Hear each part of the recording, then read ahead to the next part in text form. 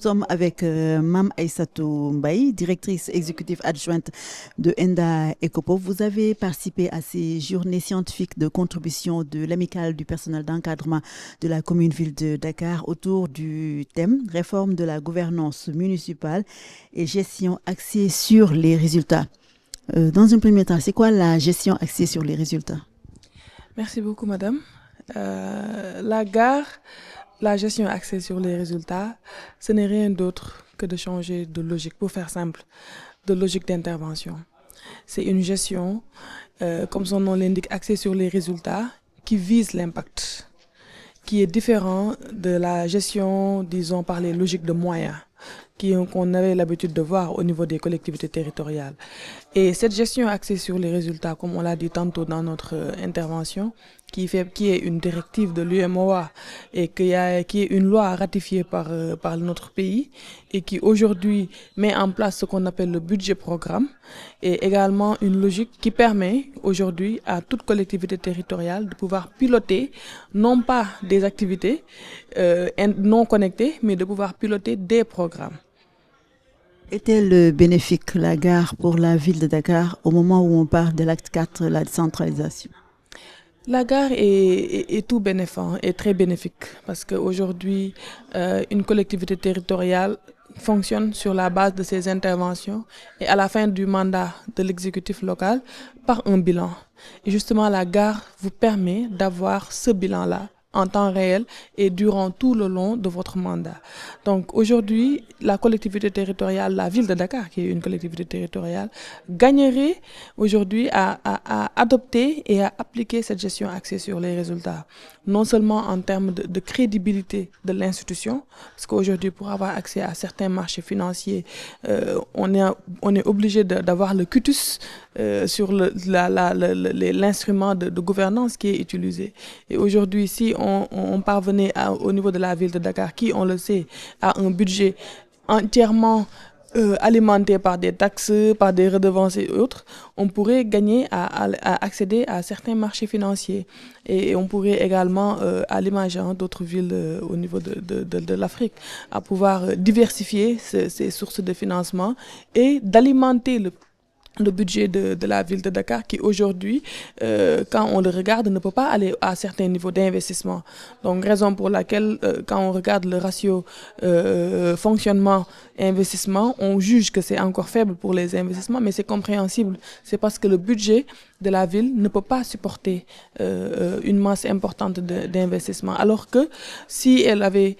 adopté cette gestion axée sur les résultats avec des programmes bien montés, bien ficelés, rapidement il pourrait gagner en termes de financement, ne serait-ce que par l'outil ou bien par le partenariat public-privé qui est le PPP, qui est un moyen de financement innovant, par le financement participatif avec la diaspora. Donc vraiment la gestion axée sur les résultats, c'est une opportunité pour la ville de Dakar. Maintenant, il y a des défis qui sont là aussi qu'il ne faut pas occulter, mais c'est quand même une opportunité. Justement, je voulais en venir au sujet de ces défis ou contre-coups ou encore inconvénients. Dakar fait partie du pôle territoire avec Thiès et Mbour. On en a maintenant 8 au niveau du pays. Quels sont ces contre-coups ou inconvénients? Bon, c'est pas peut-être des inconvénients ou des contre-coups, mais c'est peut-être des défis. C'est des défis qu'il faut relever. Déjà, si on reste même sur la réalité actuelle, avant même de venir sur le pôle territoire, on est Dakar à, je pense, si je ne m'abuse, 19 communes d'arrondissement, communes de plein exercice, autant pour moi. Et rien que cela, ça pose un défi de taille. Dakar également a d'autres défis à côté. On le sait, c'est cette urbanisation qui ne s'arrête pas. Et il y a également le budget, on l'a dit tantôt, qui est vraiment un budget aujourd'hui de moyens. Donc, il y a beaucoup de défis. Une fois qu'on les aura adressés, la collectivité pourrait, avant même d'arriver dans ce contexte de pôle territoire, qui n'est pas encore une réalité, qui est encore vraiment à l'étape conceptualisation. Même si, bon, là, on a le rapport final qui a été partagé et tout, mais on est encore à l'étape conceptualisation. Jusque-là, rien n'a encore été officialisé en termes de loi ou bien matérialisé à travers l'acte 4 de la décentralisation ou bien que ça apparaisse dans le Code général des collectivités territoriales qui, quand même, organise l'intervention de l'exécutif local. Donc voilà, les pôles territoires, moi, à mon humble avis, pour moi, il faut pas être réfractaire aux innovations et aux changements. On peut expérimenter et voir qu'est-ce que ça va donner au niveau de Dakar. Mais ça peut être vraiment une opportunité. Parce qu'aujourd'hui, quoi qu'on puisse dire, ne serait-ce que sur le plan géographique, Dakar a besoin d'espace. Si on a l'opportunité d'avoir ce continuum Dakar-Thiès-Mbour, c'est de l'espace qu'on gagne, n'est-ce pas? Sur le plan foncier, bien sûr. Donc c'est quand même une opportunité pour moi qu'il faut prendre de manière positive. ñu dem ci wolof Mame Aïssatou Mbaye madame Sy nga nekk directrice exécutive bu adjointe bu ENDA ECOPOP nga ñëwoon nag ci panel bu ñu jagleel xeltu bu APEC di def jëm ci naka la ñuy jàppale commune bi ñu tuddee ko ville de Dakar ci li nga xam ne moom mooy koy gën a jëmale kanam nga ñëwoon nag ci waxtaan boo xam ne dañ ci gën a jàpp muy gestion axée sur les résultats yorin boo xam ne dafay am ay njureef wala njëriñ. Mën nga ñu wax mooy lan. waaw gestion axée sur les résultats buñ koy doon jéem a tënk ci wolof bañ a def mot traduction peut-être mot à mot buñ ko doon tënk ci wolof mooy benn façon liggéeyin boo xamante ne dafay bàyyi xel njeexital du fu xaalis bi di dugg maanaam tey jii benn million francs CFA bu ci nekk bu ville de Dakar di dépenser. Ban jeexital lay am ci Dakarois bi maanaam yow lépp looy def en terme d'intervention en terme d'investissement projet programme lu mu ci munti doon yow il faut nga xool impact bi il faut nga xool changement bi ngay créer il faut nga xool transformation bi maanaam naka ngay indee ay coppite ci dundin bi pas pour def parce que activité la boo war a def mais def pour mu am sens def pour changer def pour améliorer def pour indi ay coppite def pour indi ay yeesal donc loolu vraiment su ma ko mënee tënk gestion axée sur les résultats loolu la ñuy indil. léegi ndax dina amal njëriñ ville de Dakar jamono boo xam ne ñi ngi waxtaanee acte 4 de la décentralisation di wax lu bëri ay mbirum pôle territoire. waaw dina amal njëriñ ville de Dakar déjà il faut ñu xam ne que gestion axée sur les résultats nekkul ay experts ñoo ko créé nii rek de UEMOA c'est au niveau sous-régional instrument politique au niveau sous-régional moom moo joxe directive te daf ko basé ci ay études yu ñu def ak ay évaluation pour wax indi ne ok ci lu ñu jàng saytu gestion axée sur les résultats tey jii mën na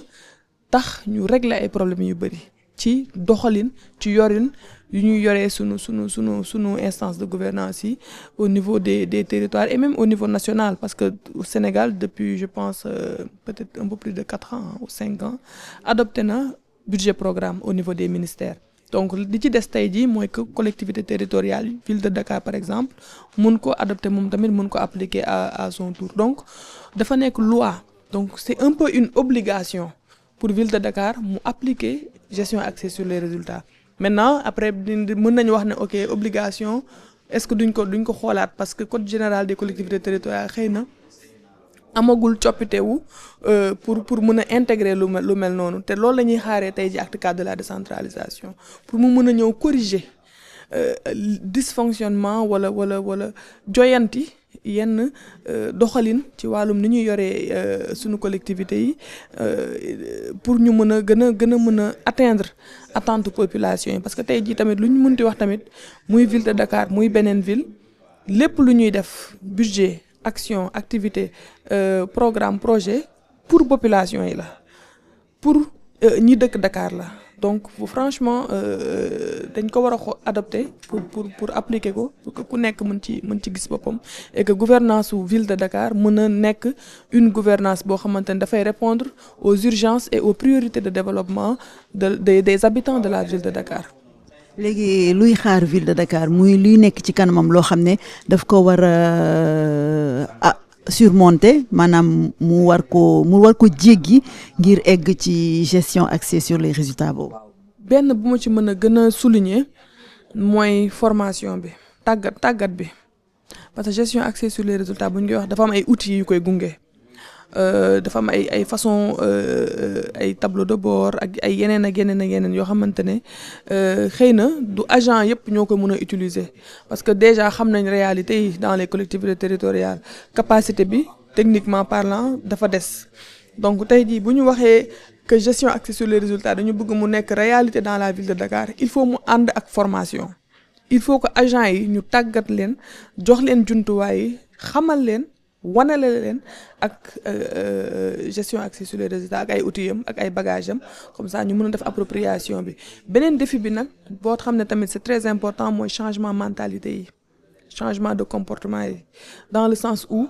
ñun xam nañu c'est l'être humain dafa xaw a réfractaire au changement saa yu indee lu bees xëy na day bëgg des ci zone de confort am des ci na mu daan budgétiser des ci na mu daan dérouler des ci na mu daan doxalee maintenant ça prendra du temps xëy na mais am na ay mesures d'accompagnement yu ñu mën a teg pour que quand même mettre à l'aise et rassurer pour que exécutif local bi mën a xam ne lii njëriñam la damay faral di tooñ di wax ne GAR gestion axée sur les résultats exécutif local wala maire bu ko utiliser jaru ngay battre campagne ndax moom moo lay defal bilan am moo lay génnal sa bilan donc doo soxla tey ji bu campagne jotee ngay fëgg division bu nekk wala direction bu nekk di wut ay information parce que ci durant tout ton mandat yaa ngi doon am information yi et ñëpp a ngi doon gis tamit li ngay def parce que loolu moo neex ci gestion axée sur les résultats parce que da lay yóbbu ci transparence yóbbu la ci redevabilité yóbbu la ci accès à l'information yóbbu la ci participation citoyenne donc te loolu noonu boo ko mëtalee durant ton mandat soxla woo battre campagne pour convaincre benn Dakarois ne falaat ma. wax nga tam ci wàllu espace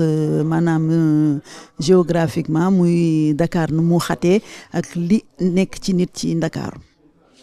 waaw loolu moom c'est un problème mais bon heureusement de plus en plus mentalité yi mu ngi changer ci côté boobu nit yi je pense ñu ngi commencer di bëgg génn Dakar buñ la boo gisee sax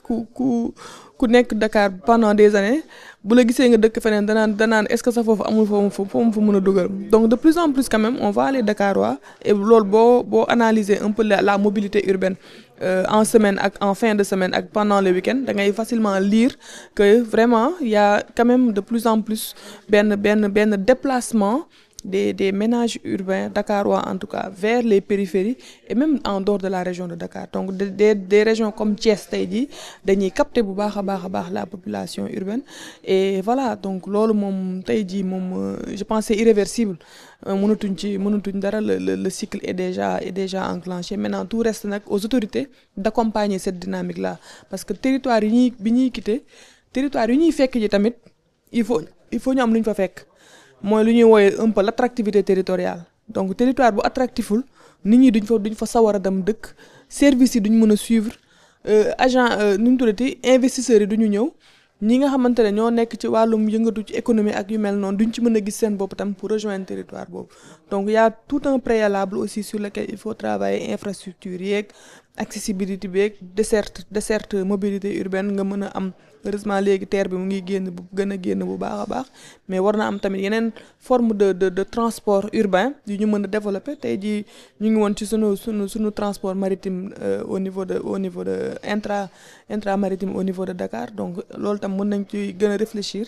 pour gën a mën a permettre loolu ñu faciliter déplacement ménages urbains yi du centre vers